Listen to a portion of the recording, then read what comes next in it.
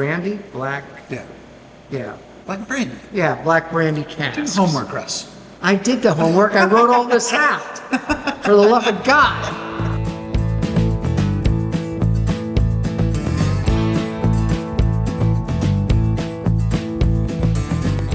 Coming to you semi-totally live from 1885 Tap Room on Main Street in glorious downtown Simpsonville, South Carolina. I'm Russ Heaps, and welcome to this episode of Anything But Bourbon. And that's where we get something that's not a bourbon, as the title seems to indicate. It could be a whiskey, American whiskey, which is what we have today. Could be a tequila. It could be a scotch, single malt scotch, even though I'm not wild about those. But it could be anything like that. But so that's what we're doing today, is an American whiskey. And I'm here with my good buddy, Big John Richards, who is actually our beer whisperer at Beer to Whiskey. But he's got a great palate. It's on my card. It's on his card, yes. But I love, he's got a great palate. I love drinking with him, and, so we drink all kinds of stuff together. And we're going to look at this. And what we've got here today is basically Blackened American Whiskey. And blackened is a process by which they put stuff in a barrel, and rather than it just sitting in the barrel, they actually fire sonic waves at it based on what comes out of the subwoofers at a Metallica concert. I know that sounds crazy, but that's what they do. It sounds great. It's like playing Mozart for your baby while she's still in the mama's womb. I think it's the same concept. I think it is. But anyway, what it does is it vibrates everything inside the wood at some degree of vibration. And the whole point of putting something in wood is that it goes into the wood and out of the wood, into the wood and out of the wood. So this gives it more opportunity to interact with the wood. And it's called the black noise process, basically. And there's a guy by the name of, who, if you know much about bourbon, you're probably familiar with the name of Dave Pickerell. And he is sort of considered to be the father of craft distilling. And he got hooked up with the guys from Blackened and came up with this Metallica thing in 2018, and that's what we have here. Now we've got another segment that we did that's actually on It's Just Bourbon, that is a bourbon rye mix that they did the same thing with, and Willet was involved, Willet Distilling was involved, and it was a whole thing. But this is just an American, and I say just, but that doesn't do it justice. And it's finished off in black brandy, Yeah. Black brandy. Yeah, black brandy casks. Do homework, Russ. I did the homework. I wrote all this out. For the love of God. So let me ask you this question while we're talking about it, because we're talking about contact with the wood.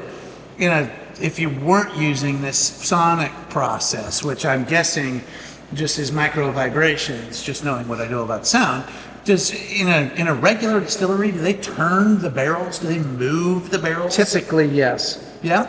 Typically, yes. And the whole thing, if you ever are in Kentucky and can do the Bourbon Trail, and you can take a little time and go to Buffalo Trace, they've got a very good tour that explains how the aging process works.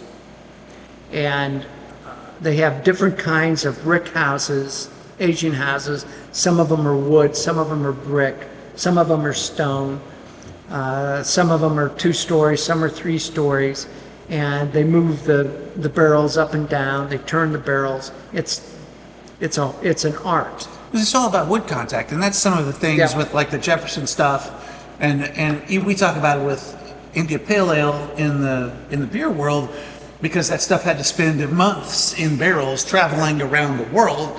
And when it did, the ship is bouncing around on the waves the whole time, so it's just constantly sloshing the liquid around.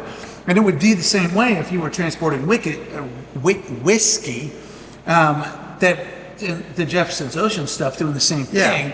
So if you're aging a whiskey, it would make sense that you would have to turn the barrel from time to time to get the whiskey to move so that more of it comes in contact with the wood. So in researching this, I cannot find where they actually age this, where they do this, and how they do it. So one barrel at a time at a Metallica concert, right? Although they have done that. But I really want to go talk to these guys and find out, beyond shooting sound waves at it, how they age it. And I do not know that. So if you're listening, Dave Pickerel, we want to come do an episode. Well, no, he's long gone. Oh, never mind. Yeah, we don't want to. Yeah, he died. I'm sorry. He died in 2018, and that's why. I play tabletop games. I know what happens when you go speak with the undead. Remember when we did the Willet stuff? You thought somebody was dead. Well, that's who's dead. It's David Pickerel. That makes sense. And I just found that out researching this earlier today. So anyway, but I'd really like to know exactly how they age it. What we do not know is where the whiskey's distilled.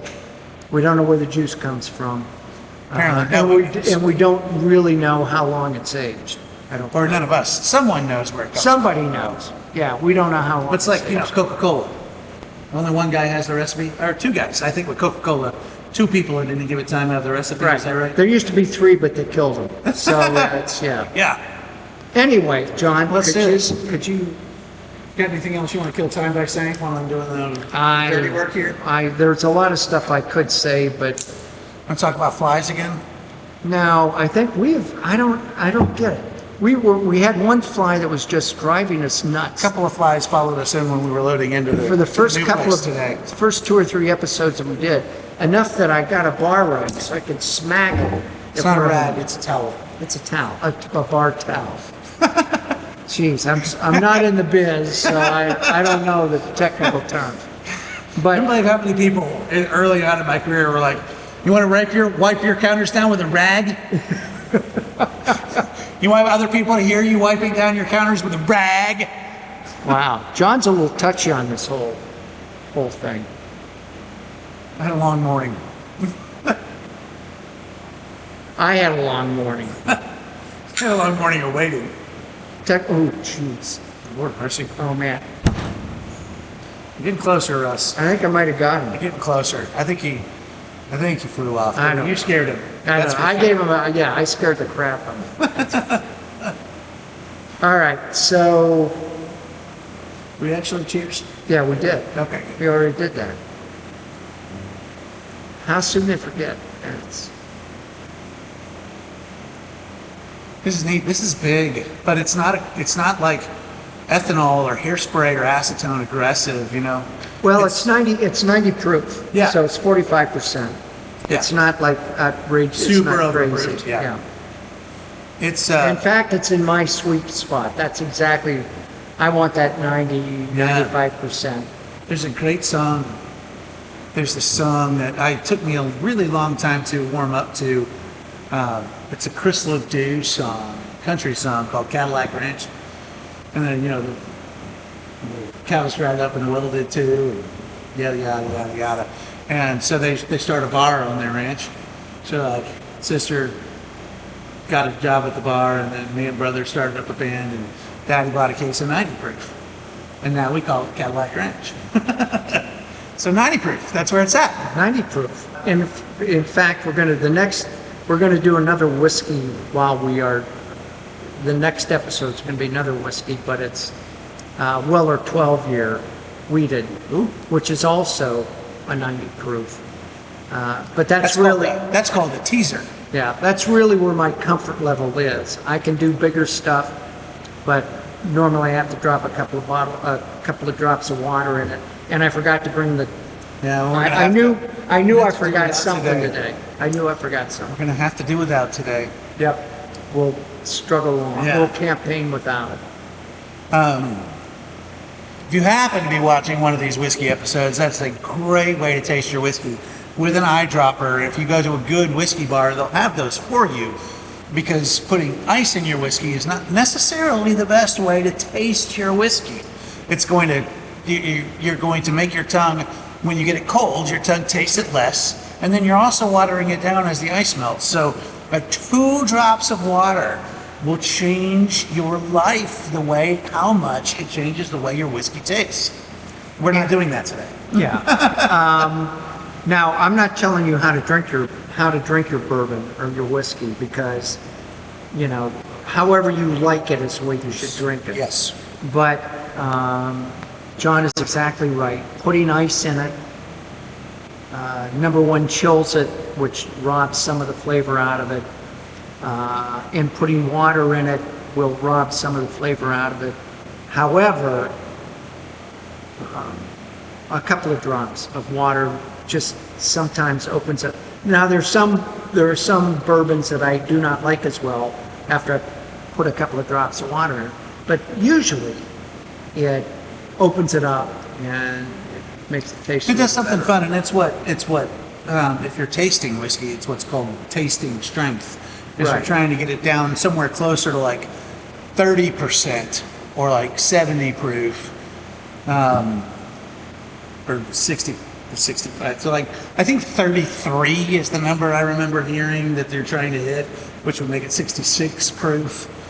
To this is the optimum level, the quote unquote optimum level, But the only way you can control that is by putting drops in. You can't control that by Right. dumping Can't put it water in a in faucet. it or throwing an ice cube in it. yeah.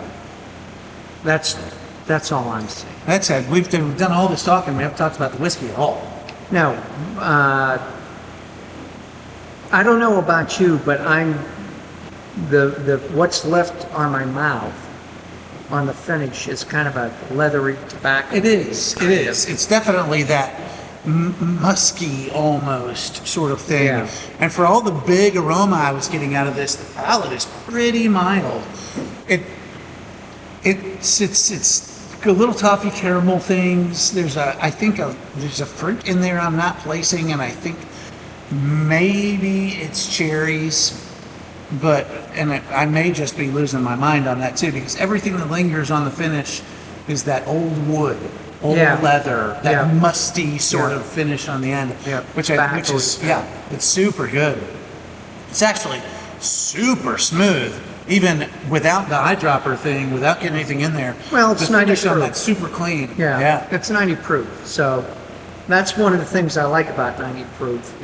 And I understand the argument that the bigger the proof, the more flavor layers and all that. Yeah. But I like something in that 90 proof. Right. The best. It's a little overproofed, If you're looking at 80 proof, you're looking at that standard Maker's Mark, Jack Daniel's proof.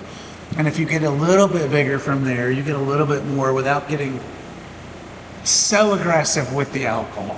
Yeah.